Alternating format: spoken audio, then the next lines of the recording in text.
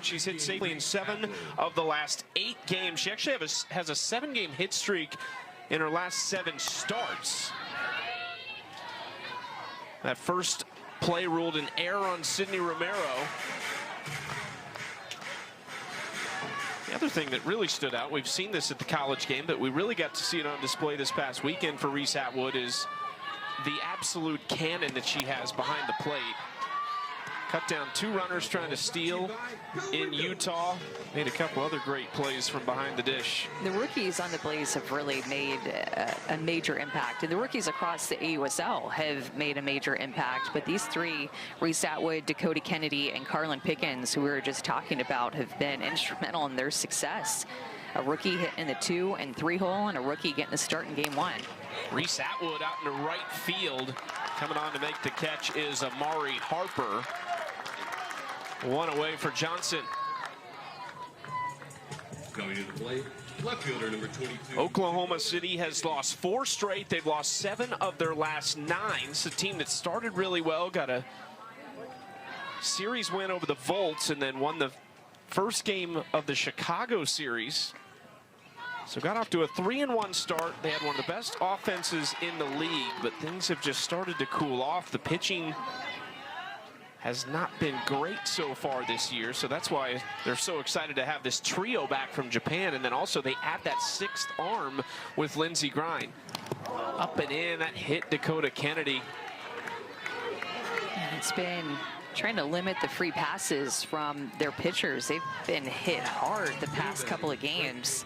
Maya Johnson, her most used pitch so far as a pro has been her drop ball, which is completely different than what she showed at Belmont. She's using that drop ball 23% more than what she did at Belmont. Will work side to side with their screw and curve, and will change speeds with her changeup as well. But that screwball right there is a nice looking pitch to the righties. That pitch gets a lot of swings and misses when it's right at the knees or tails a little bit up.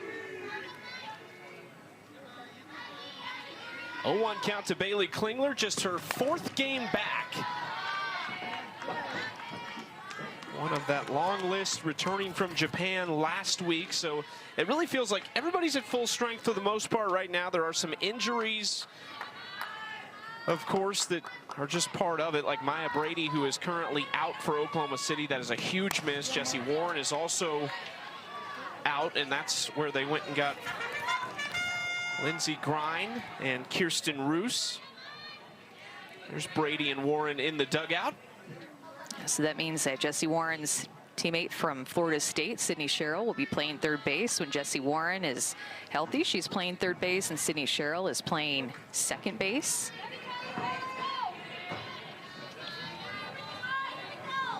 Klingler just 1 for 9 in the first 3 games back. Takes that pitch outside, ball 1.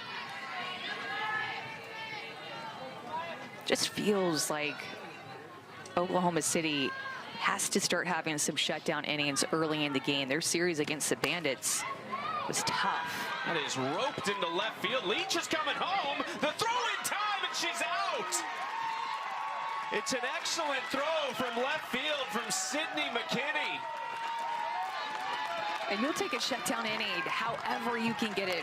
From an outfield assist to being able to make plays at the plate like this. This is not something that Lindsay Leftwich, the 3rd base coach, wanted Aubrey Leach to go on, but very aggressive, wanted to test the arm of Sydney McKinney, and Aubrey Leach goes home anyway, and they were able to get her.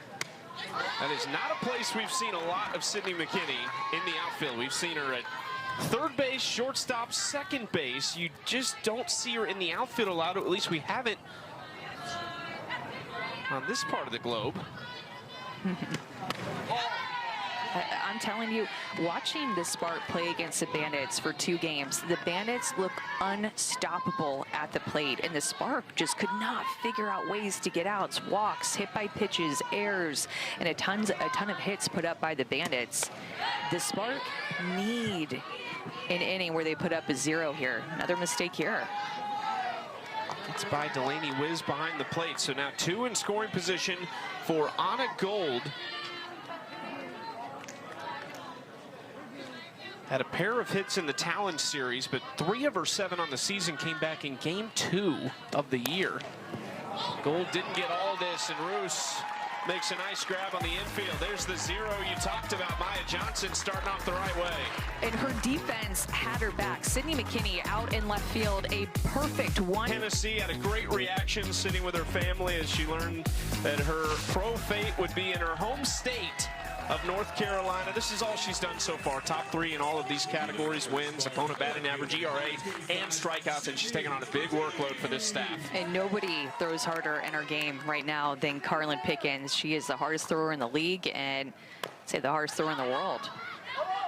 And no team in the AUSL needed this type of an influence from a rookie like the Blaze needed in the circle. Their pitching staff was the worst in the league last year by quite a ways. Over 6 was their ERA. This is the lineup they face. It's a dangerous one, although they've been a little slow as of late. But 18 home runs still leads the AUSL, despite only hitting 2 in the last 4 games. And both of those actually came yesterday in their loss to Chicago. This is one who can really help. Sydney McKinney, who has not yet played with Maya Brady, and that is a duo that is going to be a nightmare when they get on the same field together, because you cannot keep them off the base paths. McKinney has played in 3 games, already has 2 multi-hit games, and a ton of speed as she nearly beats that out to second base. You're going to want to pay attention to the score bug in the upper left-hand corner, because Carlin Pickens already throwing 74, 75 miles an hour. So you'll see the speed every pitch that she throws. Her drop ball that she throws is her hardest pitch. She'll work in a rise ball and a changeup as well. But 75 miles an hour for her drop ball. She will bring her rise ball in at about 68.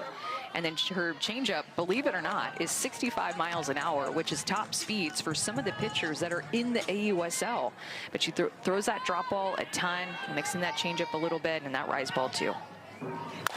This is scorched up the middle by Sydney Romero. Says, I'll see your 74-mile-per-hour pitch, and I'll raise you to 77 off the bat. Number 97, Delaney. Just letting Carlin Pickens provide the power on that drop ball that stays up. She did slip getting out of the box. Look at that right there. For CF. I hope that was just a slip and she wasn't hurt. Last thing that the Spark needs is another veteran on their team to be hurt, to add to Jessie Warren and Maya Brady.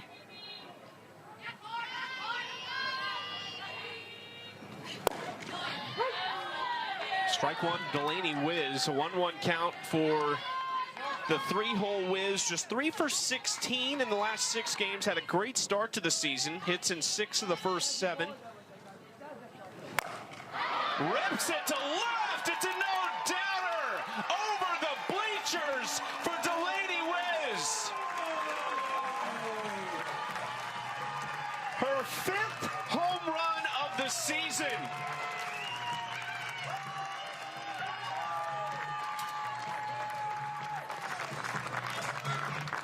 Nobody has more home runs in this league than the Oklahoma City Spark, and they have not been hitting them often the past few games. But this is their offense. They are built with power and a high slugging percentage, and this is why that shutdown inning in the first was so important, so that the Spark could come up to the plate and be the one that initiates the scoring first. When they do that, that's their game. That's their strength. They are hard to beat when they're swinging the bat like that.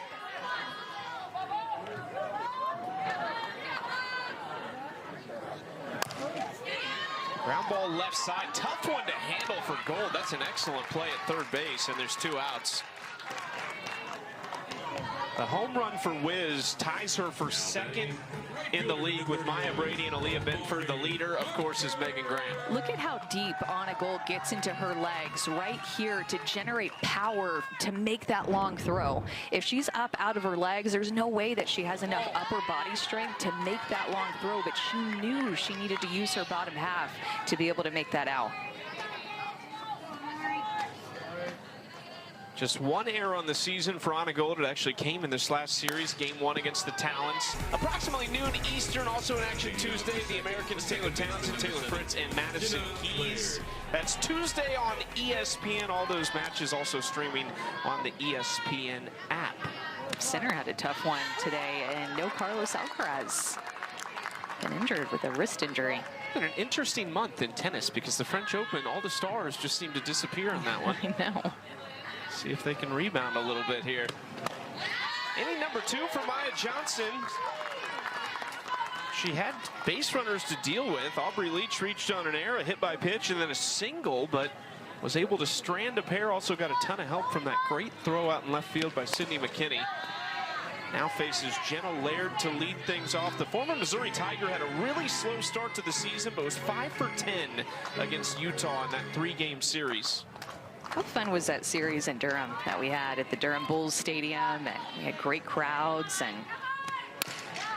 ground ball left side. That stayed perfectly on the ground for Sydney Romero, and there's one out. Well, I do want to point out it's a little bit tricky because this turf does a great job of looking like dirt, but it is completely turf.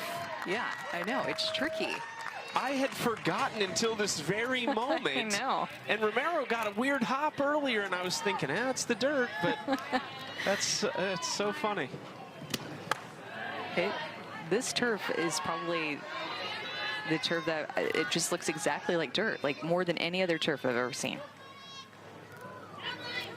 I think on TV it's easier to tell, so before the viewers are too harsh on us. 1-1 count for Alyssa Brito. Has to be comfortable in this part of the country, not far from Norman, where she spent 3 years at Oklahoma, 3 national titles, couple first-team All-American nods.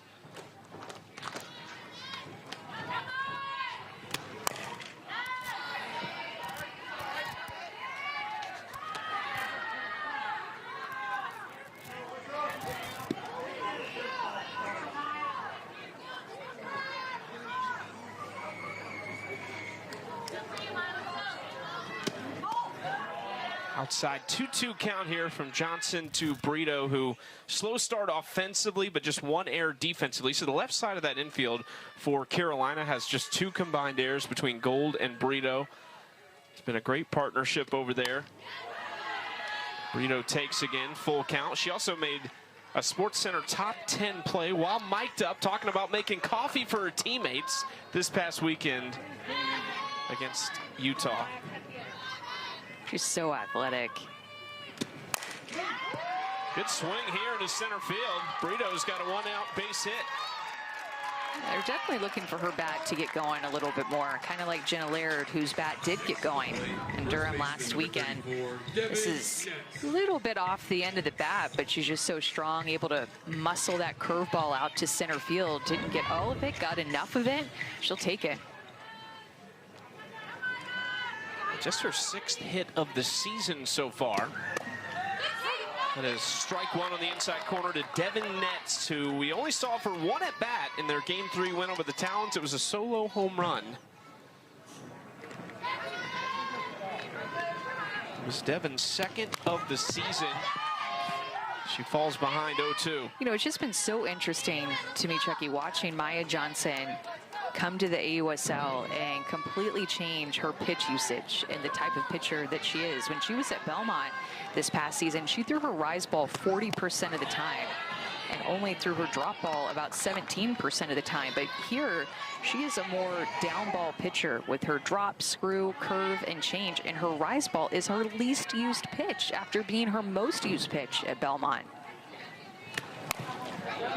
It's so challenging to do, is to completely change your game, and it's because these hitters are so powerful. We're seeing a lot of home runs in our game, the college game, but of course here in AUSL as well. So trying to keep the ball down, avoid elevating pitches up in the zone, because then a hitter tends to elevate them out of the park. So she's leaning more down in the zone to keep the ball on the ground. Well, we saw probably her best outing of her career a couple weeks ago. 4 innings against the Bandits, ended up in a run rule win in just 5. But she only gave up 1 hit, 2 walks, 4 Ks, and no runs. You talked a lot about the screwball on that occasion because she had a lot of right-handed bats that she was really hammering away with the screwball that was basically being thrown to perfection that day. Threw a complete game in their season opener on this field, a win over the Volts. Gave up 5 earned, but I think that moment right there still showed she can fight through it. at the pro level. There's the strikeout. And the screwball that you were talking about, that she loves to throw to the right-handed hitters. And that one, I feel like at times her screwball can kind of move differently. Sometimes it kind of serves as a backdoor curve. It kind of comes back on the plate. Other times it moves up. Other times it actually moves away from the hitter. It's kind of tricky.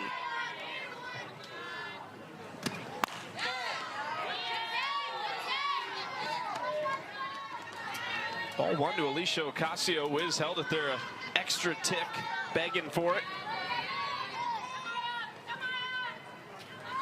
Ocasio had a 5-game hit streak to start the season. She slowed down a little bit. Had some good swings that haven't come to anything. She did have a triple against the Talons, but in that same game hit another one to basically the same spot on the right field wall and was robbed by Caroline Jacobson. Back off the metal stanchion that is there for one of our cameras. Wait, did you just make that word up, or is that a real word? Stanchion? That's a real thing? I don't know if I got the... I don't know if that technically is a stanchion. I'm thinking like basketball, the stanchion, you know? No, like a basket. I don't know. I feel like I don't have the definition on me. You'd be Googling in between innings. I am.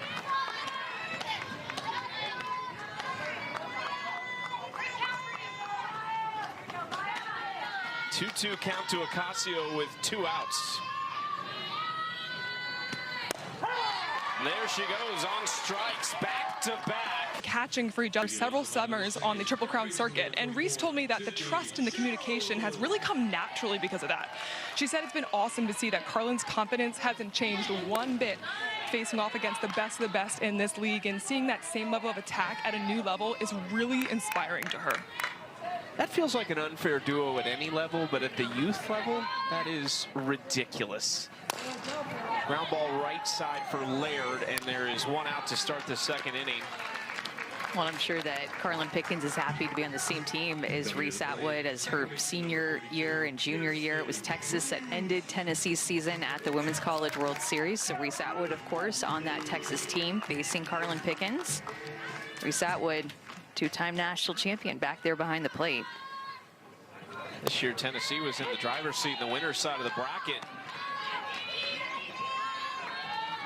Carlin went to 3 Women's College World Series in her 4 seasons at Tennessee. We first saw her back in 2023. Remember that pitching staff? Ashley Rogers, Peyton Gottschall, and Carlin Pickens. That was a good one. 3-headed monster, and they had one of those again this year. It's different names. Yeah, good chance we see Sage Margetco and Aaron Newer next year in the professional league. Here's a newbie to this OKC team. Just game 2 for Kirsten Roos. Rookie out of Georgia, played a few years at Coastal Carolina as well, but wasted no time in getting to know her teammates with a tremendous defensive play last night. That last pitch was really close. Thought that was going to be strike 3. It looked like she caught her looking. And goes to her changeup. So a lot of familiarity with some of these players that are facing Carlin Pickens in the league that are rookies. So Bruce playing at Georgia. They played them in super regionals. They've matched up this past year. Saw the same thing happen when they played last weekend. Saw her teammate Sarah Gordon this past weekend with Utah. That's right. Have a great outing against Pickens. Was 3 for 3 in the first game. She might have texted Sarah, hey, what's the scout here? Remind me. It's a quick turnaround for Roos to get the call and come up to be a part of this league. Goes down on strike. Strikeout number 1 for Pickens. It's going to be her drop ball out at 74 miles an hour. Goes back to that spot that she did not get the call earlier in the count, and this time she gets a swing and miss. Coming up, I ain't shaking. I'm not worried. I like it. You're doing my job for me. Aubrey Leach is leading off 1, 2, 3 in the inning for the Blaze. Mackenzie, are you guys still playing bingo? And act as if I don't know anything about it and tell me what bingo actually is. Yes, we are playing bingo. Actually, let me go get my notebook for you guys. We are playing bingo, and I accidentally, the first inning was entirely my fault because I did not specify what team was doing what. So Unfortunately, the Spark did get bingo on us, and that's a first. That's never happened. But bingo today, we have bunt for hit. We have a Blaze home run. I had to specify a Blaze home run. We have C2 pitchers, so we want to get Maya out of here and get on to the next. We have a stolen base. We have a diving play, and I feel that Anna's going to do it. I just feel it in my bones. And then we have a triple, and then we have a relay with an out. That is our bingo sheet today.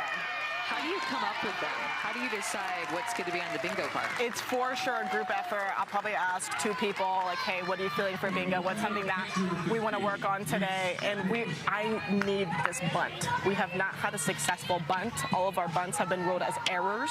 So I really need to get a bunt for a hit today. I really do.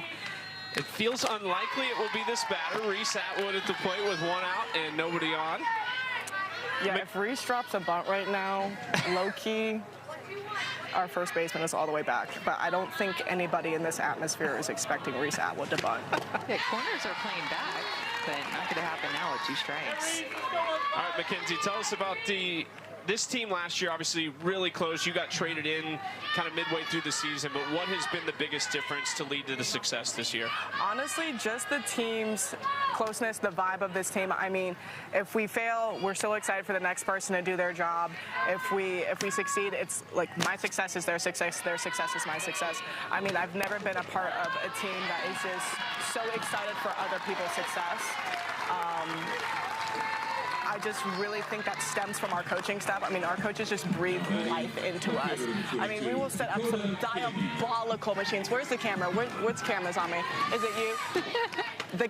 The batting practice is diabolical, and these coaches breathe life into us every day, and that's what makes us compete to the highest level. I mean, we're doing hard things, and we're making it look easy, and these coaches just breathe life into us when we're doing it. So shout out to them. For sure stems off of their energy to us, and we just carry it along throughout the dugout. But shout out to the coaching staff for just being the amazing human beings that they are. I love it. Dakota Kennedy up 0-1 count, 2 outs. Okay, this is going to be a quick one because if the 3rd out comes, then we have to go to break. But where do you get your big, fun personality from? Honestly, my dad, we call him Big Burly Brian, Triple B. You can't miss him. He's just full of life. For sure, like, I am adopted, so I don't know where my actual personality comes from, biologically speaking. But Big Burly Brian, I know you're watching this. It comes from you, and my mom would say the same exact thing. So shout out to Big Burly Brian Clark. I love it. Thanks so much, Mackenzie. We appreciate the time and the access with the camera. Not a problem. I'm here all day. Thank you.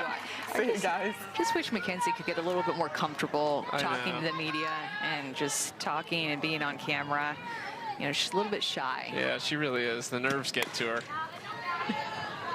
She is, I remember her, one of the first things she did as a pro a few years ago was rob a home run. And it was unbelievable to see her leaping ability at the center field wall. Oh, yeah. She's such a good athlete. Good arm, explosive bat. This is a swinging bunt, but rolls foul off the bat of Dakota Kennedy. Maya Johnson now trying to match Carlin Pickens with that last 1-2-3 inning. She's retired 4 in a row and 6 of the last 7 batters. So the rookie lefty settling in. I think it's interesting too, Amanda. This feels like a totally different Maya Johnson that we could see in the back half, because now this staff has its full complement of arms. Unlike, unfortunately, my Kansas City Royals right now. We are struggling. Hard hit to the right side. It's going to go down as a base hit for Grace Jenkins. Leading off the 3rd inning for Oklahoma City. Jenkins, a rookie out of Arizona. That's her first hit in the last 5 games. Sent back on a changeup and sneaks it past Devin Nats, who is so sure-handed at first base. That ball just snuck underneath her glove. That's a Gold Glove first baseman there, Devin Nats.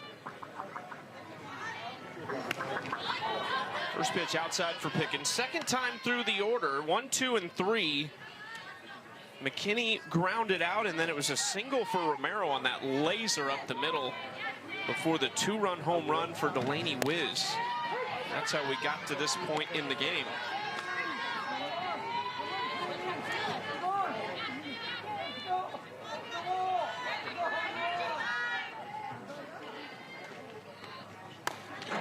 Outside to Sydney McKinney, played her college ball at Wichita State. She's from Norburn, Missouri, a fourth-year pro. Last year's batting champ is a member of the Chicago Bandits at .486, had 36 hits, and drove in 14. This one to the left side. Gold will take the lead runner at second. Next to the plate, shortstop number 2. Very good defense for this Blaze team. Think about how many shortstops there are on the infield. Brito, Laird playing second base today, but she could play shortstop. on a Gold. There are 4 Gold Glovers on the starting defense for the Blaze, which, I mean, that's incredibly impressive. So you have Devin Netz at first base, who got it at Arizona. Jenna Laird at second base, got it at Missouri. Reese Atwood got it at Texas, back behind the plate. And Dakota Kennedy in left field got it in the outfield at Arizona. And then Carlin Pickens, I believe, was on the All-SEC defensive team, so didn't get a Golden Glove, but fields her position very well. Lots of athleticism in the circle.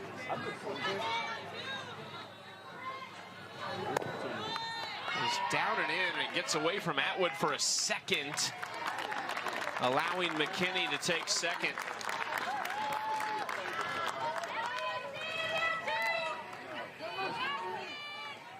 Seeing that defense on display regularly. That's a rare miscue from Atwood behind the plate.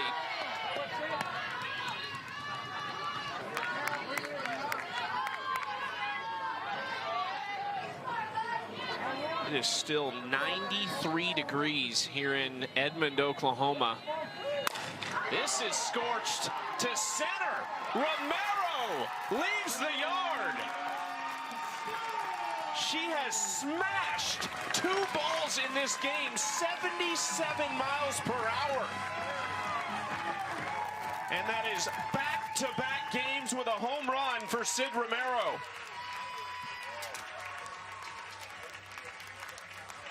The ball is just coming off the bat of Sid Romero different today. It sounds different coming off of her bat. Got all of that.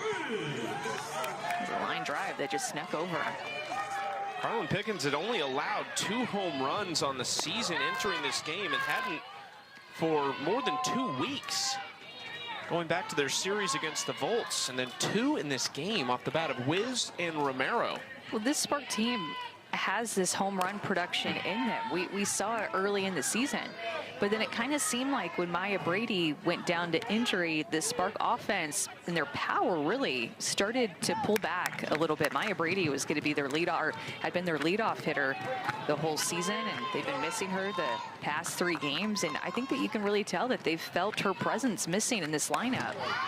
Wiz into center field, and Aubrey Leach comes in to make a nice catch. Let's go down to the dugout with Anna, who is with Sydney Romero. Sid, 2 huge hits for you today already. What are you seeing at the plate? I'm just looking for something. I know I can hit hard and just being on time. Your coach told me before this game that you guys were focusing on having a better start. How are you feeling about this one so far? Good. It feels good. It's cool to see us kind of just, trusting the process. And we were talking about it yesterday. Like, we're right in the middle of pretty much a storm. And it's really cool to see us just come up from here. Keep weathering the storm. Thanks, Sid. Sydney Romero having a really great season. She had a 5-game multi-hit streak just about a week and a half ago. But she had struggled a little bit. Was 1 for 7 against the Bandits. But yesterday had a 3-run home run. So turns around today, has an absolute laser of a single.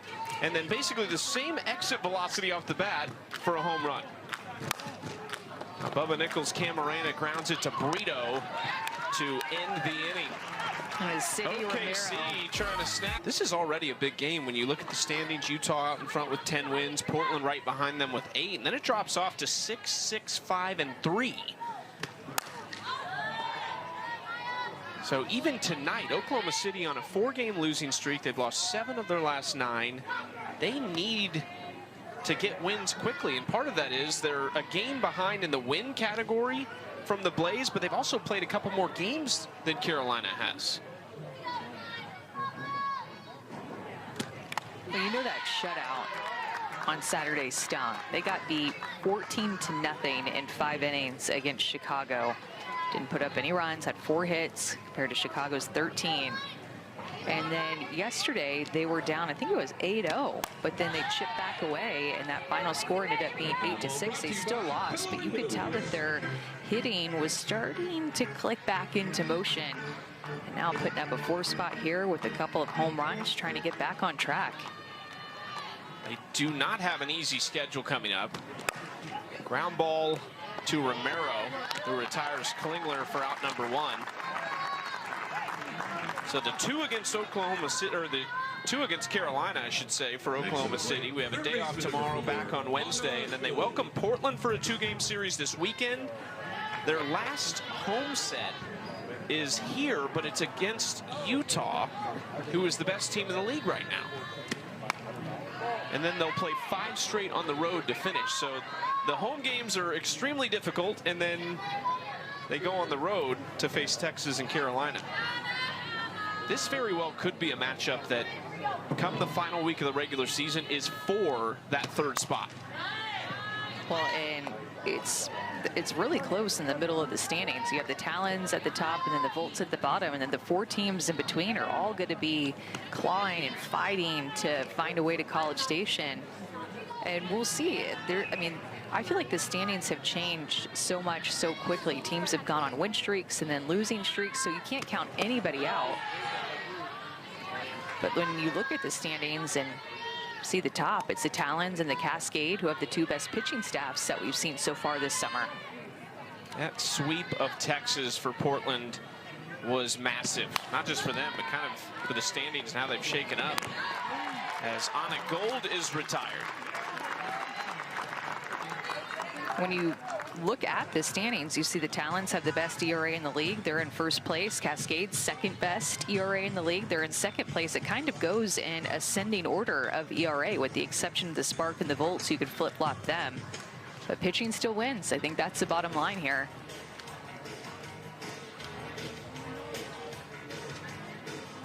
Seven straight now retired for Maya Johnson. They're trying to get those pitching numbers up and climb the standings. Second baseman number 17, Jenna Laird.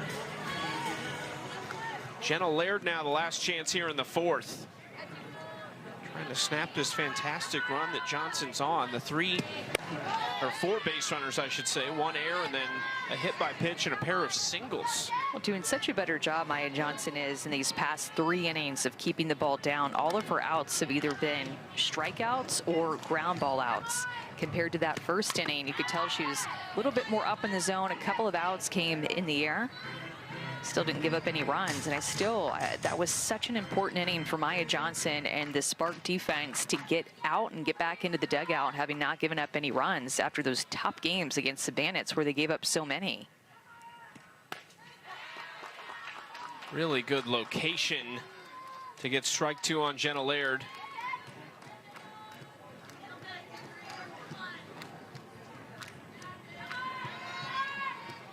And she retire 8 in a row. Gear. Right side, Jenna Laird's busy day continues. Now, they'll get a completely different look from Gaylani Ricketts coming from the left-hand side. Will not throw nearly as hard as what they saw from Carlin Pickens, and she'll be down the zone with her drop and her drop curve and her changeup. This is a player that has a ton of experience, former national champion right here in the state of Oklahoma, 2-time National Player of the Year. She is the vet of all vets, I feel like, in this league. She was a back-to-back USA Softball Collegiate Player of the Year. That was in 2012 and 2013. They won the national championship in 13 over Tennessee. Can you name any of the other 2-time winners of that award? So we have Danielle Lorraine. Yep. Kat Osterman. Yep. And there are 2 more, actually. Oh, no. One of them's a Sooner. You're going to be upset. Jocelyn Allo. Jocelyn Allo, okay. And there's 1 more who is in the league. Rachel Garcia? There you go. Yeah, I didn't have to give you the hint. Yes. I'm very impressed. I don't want the hint. I want to figure it out on my own. All right, I like Stubborn.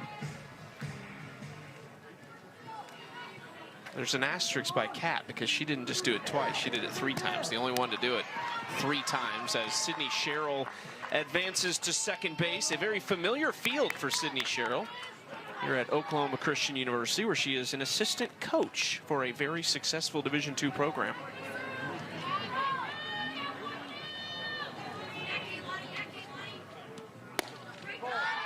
Outside ball 2. Kirsten Roos at the plate. I love these matchups with the rookies and Kaylani Ricketts because she's been doing it for so long now. A 14th year pro. So many of these rookies were not even 10 years old when Kaylani started her professional career.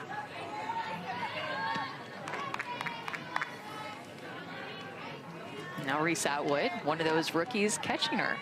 And of course the rookie hitting against her and Roos, but it's crazy to think about the age gap and where they were when she was playing at Oklahoma, winning that national championship and having a successful college career.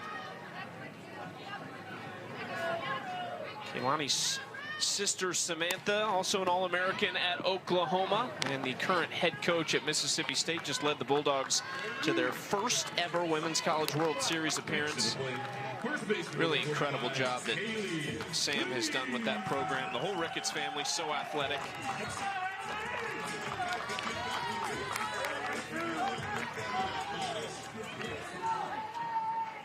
Here is Haley Lee with 2 outs and a runner on third. Takes ball 1.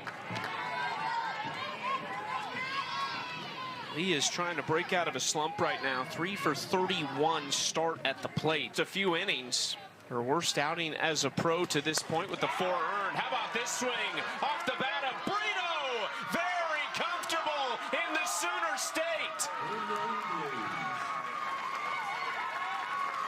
Alyssa Brito's second home run of the season puts Carolina on the board. Swinging early in the count. We had talked about in the 3rd and the 4th inning, there had been a lot of ground ball outs and a lot of strikeouts. So Alyssa Brito totally counteracted both of those things by going up and swinging early in the count and getting underneath a drop ball down in the zone.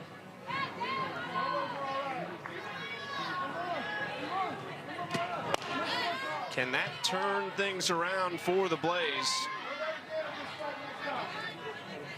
Still a ways to go, but 3 innings to do it in. Alyssa Brito just feeling the vibes coming from Norman. The aroma off that beautiful stadium where she played for Patty Gasso as a 3-time first-team All-American, 2 hits in her first couple at bats here. Well, home run was on the bingo card, right? I think it was on the bingo card, the home run. Pretty sure. Yeah, I think you're right. 1-2 count to Devin Netz.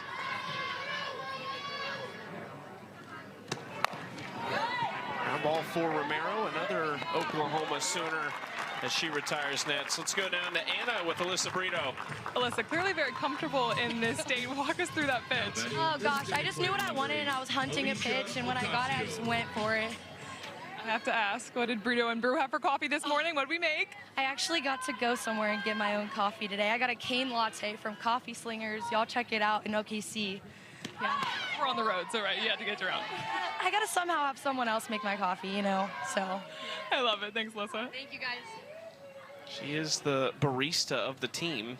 We've got a great piece that Anna put together about that, actually. And Alyssa Brito, though, back in familiar territory. So you got your go-tos, and she obviously went to one of hers. I love it. Coffee Slingers. Yeah.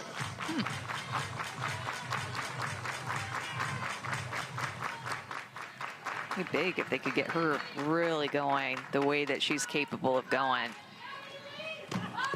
She was drafted as if she would lead this team in a lot of ways. She was the 1st-round pick in the allocation draft. Now, they protected a lot of hitters. 4 of their 5 protects were hitters. Kaylani Ricketts was the only pitcher that they protected in the expansion draft. Of course, 2 new teams coming into the AUSL this year. Spark being one of them. The Spark were an organization already, but in joining the league, They had nobody on their roster at that point, had to rebuild from scratch. Their first player in franchise history was Maya Brady. Their first college draft pick is Maya Johnson in the circle right now.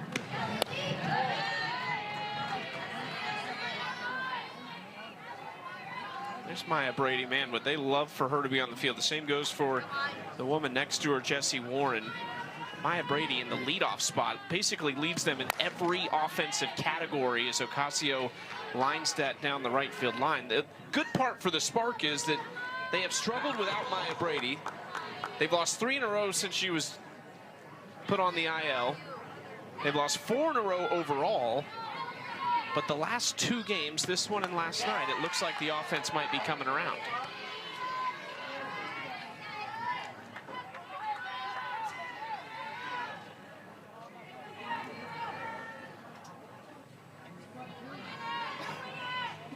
(3-2) to Ocasio.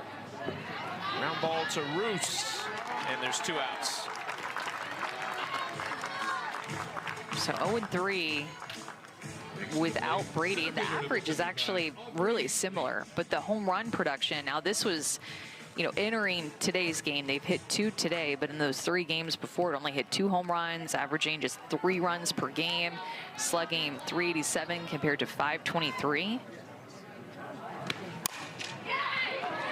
Aubrey Leach sends it through the right side, a 2-out base hit to keep the inning alive. For Maya Brady, she started the year on a 10-game hit streak. She had a grand slam in their season opener.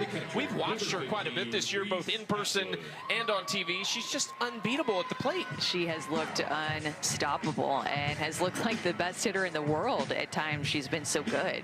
Let's go down to Anna with more on Maya. Well, ahead of this game, I actually caught up with head coach Amber Flores, and she said that Maya Brady was a huge part of the switch that flipped in last night's game when they almost completed that big comeback versus the Bandits. She said that both Jessie Warren and Maya Brady had a lot of player accountability, and the message in the dugout was, we are better than this. And I think what we are seeing on this field tonight is that message being lived out by her teammates. And this is just such an important game. We've said that a couple times. They're 5-8 though, so 12 games to go, including tonight. They're on a 4-game losing streak. This could really turn things around in what is a big homestand for the Spark. 1 on, 2 out for Carolina with Reese Atwood at the plate. Aubrey Leach's hit was the first 2-out hit by either team in the game, and this is a dangerous bat that could change this game.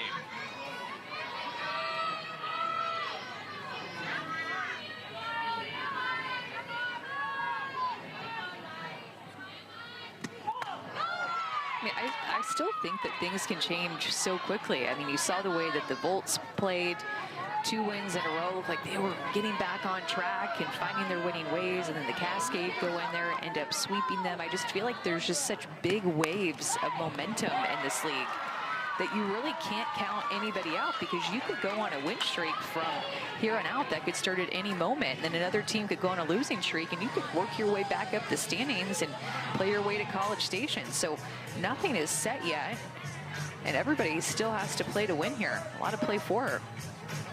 We saw Texas and what they can do with the bats about 10 days ago or so, and they beat Chicago in back-to-back games. They're sitting there with 3 wins, but you're a week away from being right in the thick of it.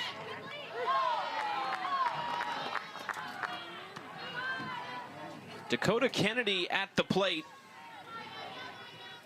Tied for the 2nd most home runs on the team with 2, and just hit 1 in their last game against the Talons.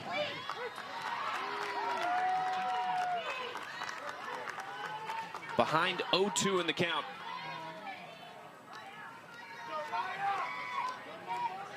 A hot but very windy day here in Edmond, Oklahoma.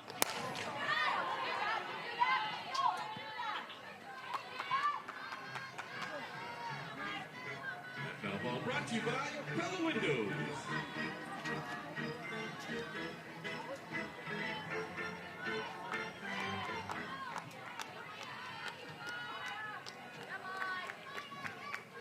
Longest inning Maya Johnson has had to endure. She has faced 6 batters now as Kennedy takes just inside ball 1.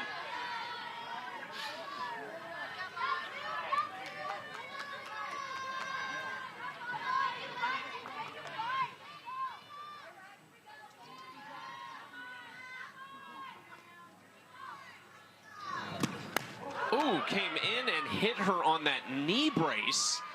So she'll jog to first and load the bases. This is all happening with 2 outs.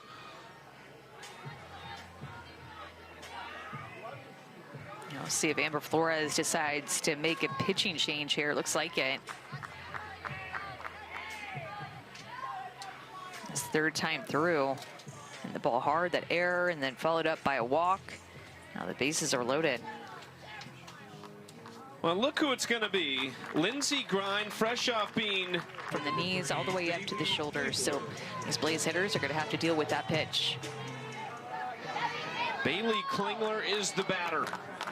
Bases loaded, 2 outs. Klingler to left field.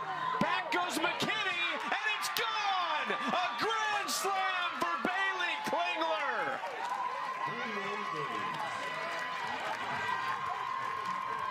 Just her 3rd hit since returning and 1st home run of the year.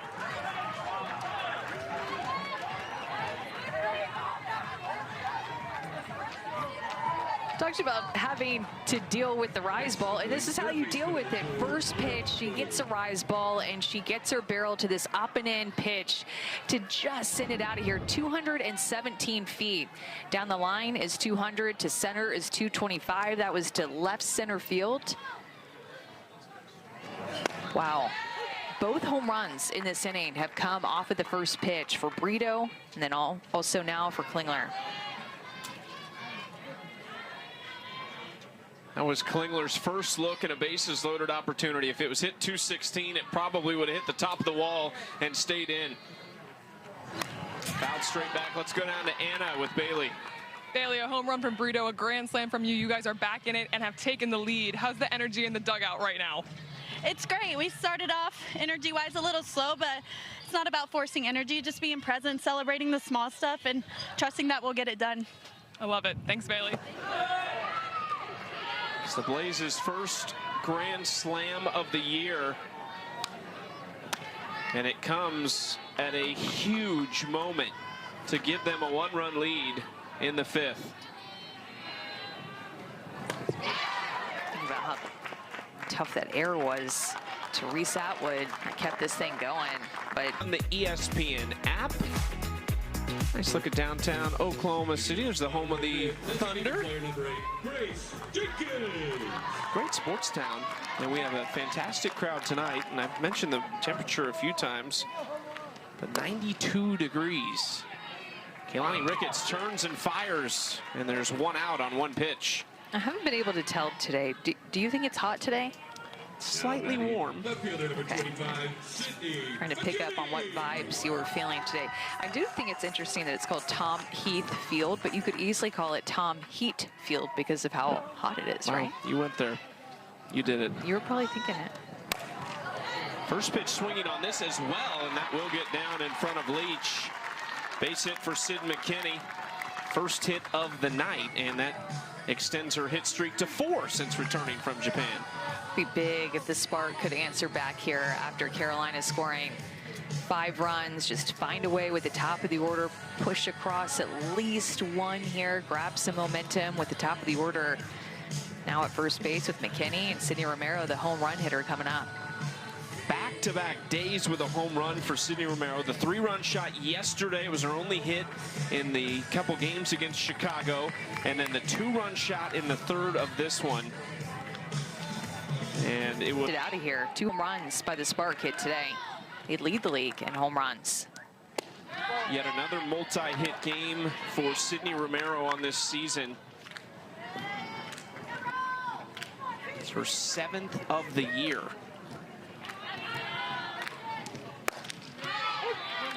One count to Romero. Couple Sooners going head-to-head, not in the same generation of Sooners. Ricketts finished up a little bit before Sydney would have arrived in Norman. That goes off Kaylani's glove. Quick flip to second. They won't get 2, but it'll go down as a 1-6-4 out at second. A really nice change of direction by Alyssa Brito to get that off the glove of Ricketts, and then Laird, good footwork to be moving towards second base, of course, with the toss, quick turn, but good hustle by Sid to get down the line to break up that double play. Delaney Wiz swinging at the first pitch and falls behind 0-1. She had the other 2-run shot. She started the scoring back in the bottom of the first. 5 home runs on the season for Delaney, and a very similar looking swing on a similar pitch. The drop ball is moving today by Kaylani Ricketts. It is just falling off the table. She's able to throw that pitch through the zone and out of the zone for the chase. A take there by Delaney Wiz. Jayla Wright in the bullpen, getting ready, had one of her best outings against Utah this past weekend.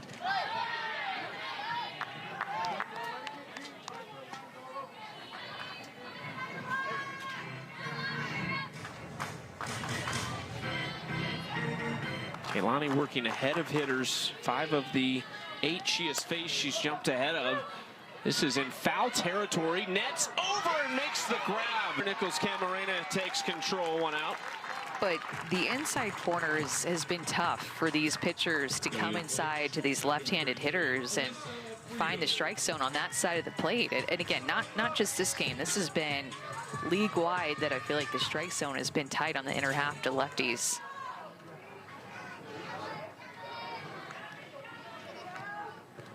Now Alyssa Brito against Grind with 1 out, nobody on. Brito takes that first pitch strike.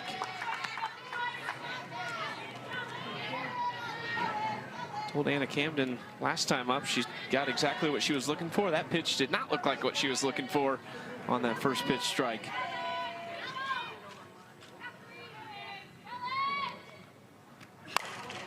Fouls that off. Alyssa Brito, we've talked about it. She's a big piece of the puzzle for them that could help get this offense really clicking. They were good out of the gates. First 5 games of the season, hit just over 300. We're scoring a ton of runs, but they have slowed down in this last stretch. Just lost the series to Utah, and it might be turning around for them. They scored 6 in the series finale. That Game 3 win over the Talons. They have scored 5 here tonight, and they're trying to get it to look more like how they started the season. Pitchers love scoring 7 runs a game. Pitching staff's going to feel real comfortable when they're doing that. 5 runs here today, quickly.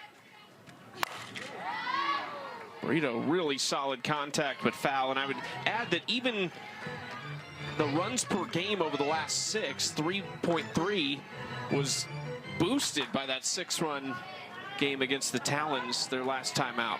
So without that, that number a lot worse even. Brito did not get all of this, and Roos handles it on the infield, 2 outs. On the other side, think about how big that crooked number is that Oklahoma City gave up in the 5th inning, and they're trying to get back on the winning side of things after losing 4 games in a row. They probably felt like they came out and scored early. All right, this is our chance to win one, and of course they still have an opportunity, but going from winning the first several innings to then being on the losing side of things as it stands right now does not feel good when you're on a 4-game losing streak.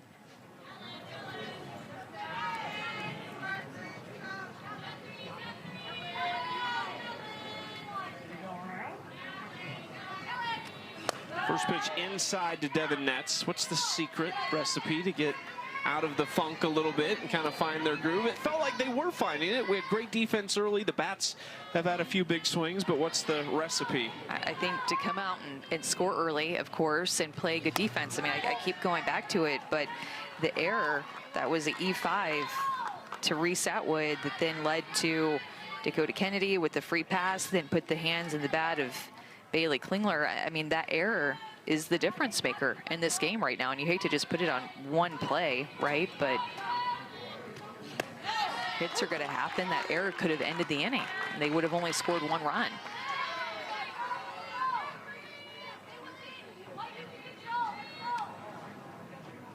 Bailey Klingler came to the plate hunting. That was on the first pitch Lindsay grind through that she hit that grand slam. Now Nets sits on this, and that's going to roll to the wall. The throw into second is not quite in time. Nets just around the tag for a double.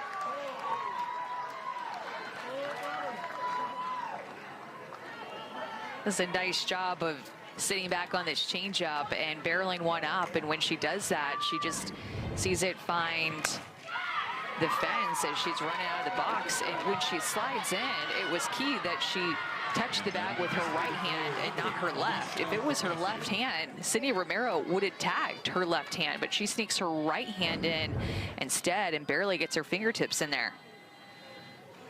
Blaze had just 2 hits in the first 4 innings. They had 3 last inning and another one here in the 6th. The offense coming around late, looking for insurance now. And a lot of this has happened with 2 outs.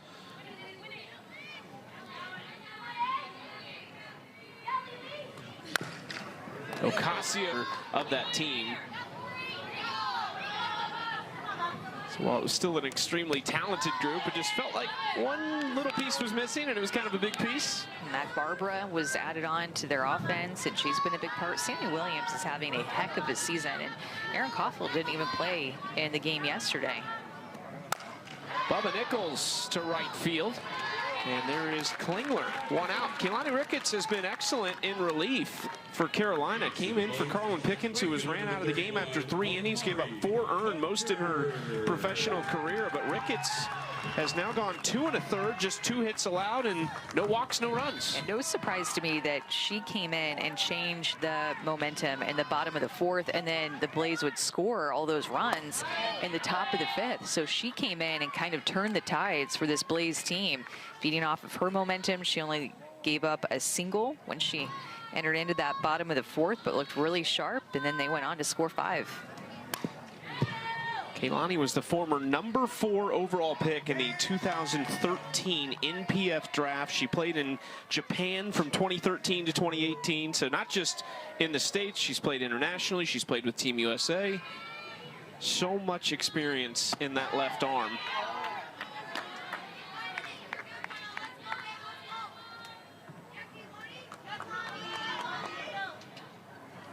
Four times was an All-American, won 125 games at Oklahoma. As Harper fouls another pitch off. 2-2 count to the rookie Amari Harper. Think about how many pitches she has thrown in a game in her life. It's hard to even put a number of what that might be because she's been playing for so long. In the air to left center, Aubrey Leach calls off Kennedy. 2 outs. I think we would need the appearances first, and then we could kind of just come up with an average. Like, let's say 80 pitches on average, and that would give us maybe a ballpark, assuming relief appearances are going to drag that down a little bit. Sounds like some simple math for us to find all those numbers for and crunch tonight and come up with a number for Wednesday.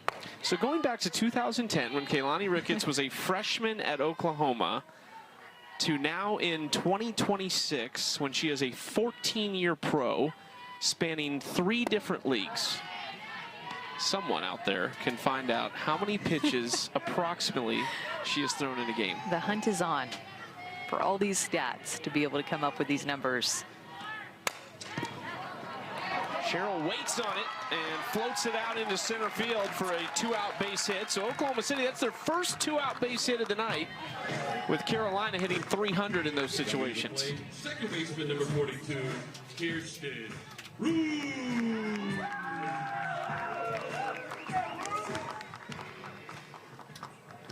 They were previously 0 for 5 with 2 outs.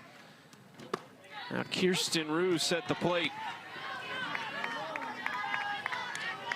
The rookie in just game 2, but looking for her first professional hit.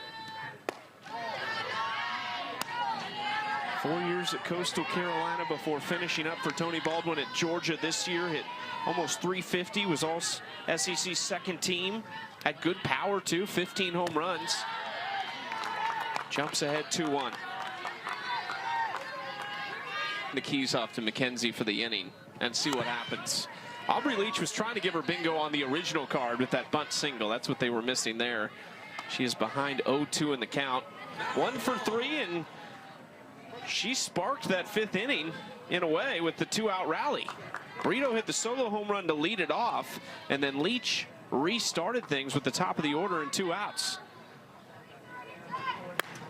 Inside, this is a new pitcher in the circle for Oklahoma City. Jalen Ford, the 11th-year pro out of Hot Springs, Virginia. Played her college ball at James Madison. Was part of really what was a great run there for James Madison. With not just results, but talented players. Megan Good was another one who played a little pro ball out of JMU, and she gets the strikeout of Leach. She came in her first appearance when she came back from Japan and just looked lights out. I think she had 4 strikeouts to the 6 hitters that she faced. I mean, she looked unhittable. And then since then, it's been this Oklahoma City Spark pitching staff that's been giving up some runs, and it's kind of been contagious, even to Jalen Ford. Yeah, 5 earned in 7 innings over 2 appearances against Chicago. You mentioned it, 4 strikeouts, 1 walk in the 2 innings she debuted with in Utah. Somebody a lot of these hitters will not have seen. This is off the bat of Atwood over to Lee. 2 quick outs now for Jalen Ford. Played in pro in Japan since 2017. She will actually be inducted into the James Madison Hall of Fame coming up in September. Oh, good for her. Congratulations to Jalen Ford. What an honor. One of 2 big-name pitchers out of James Madison in the league currently. Odyssey Alexander Bennett, a member of the Bandits.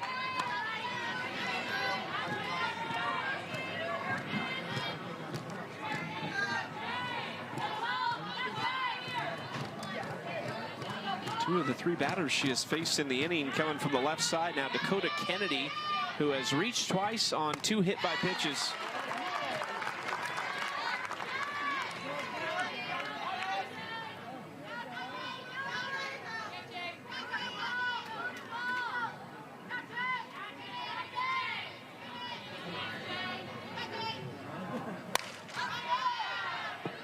Ford ahead 1-2.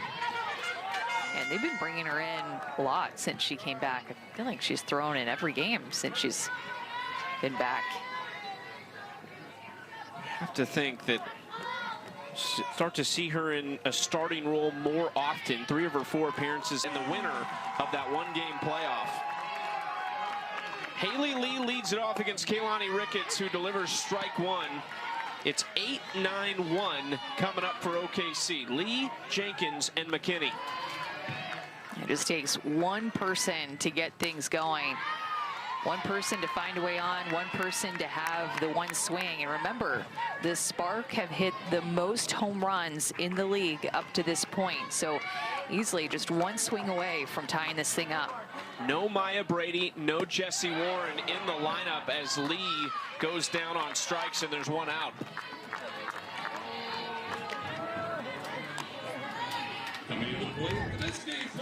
Drop ball away, gets Haley Lee to chase, and a quick first out. Kaylani Ricketts going right at Haley Lee, knowing the importance of 8, 9, and 1 coming up in this lineup, trying to go right at 8 and 9.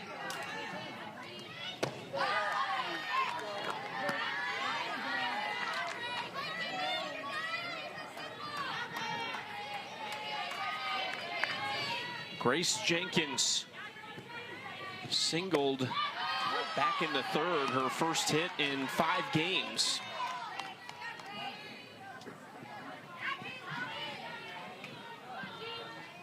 Kaylani Ricketts has jumped ahead of hitters consistently. Ground ball right side for Laird, and there's 2 away. Carolina looked like they might get blown out today after 3 innings. A pair of 2-run shots, some great early defense from Oklahoma City, but a 5 spot in the 5th. A grand slam by Bailey Klingler completely changed this game.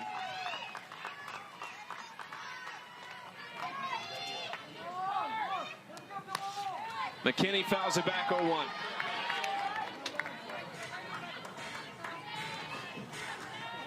Just a potential gut punch for this Spark team. It really is. especially with the amount of games that they've lost here at home. In a row, I should say, but just been a struggle for them, trying to work around that Maya Brady injury, trying to work around this updated pitching staff that was all rookies, and they bring in 3 new pitchers, trying to find their groove. 0-2, low for ball 1.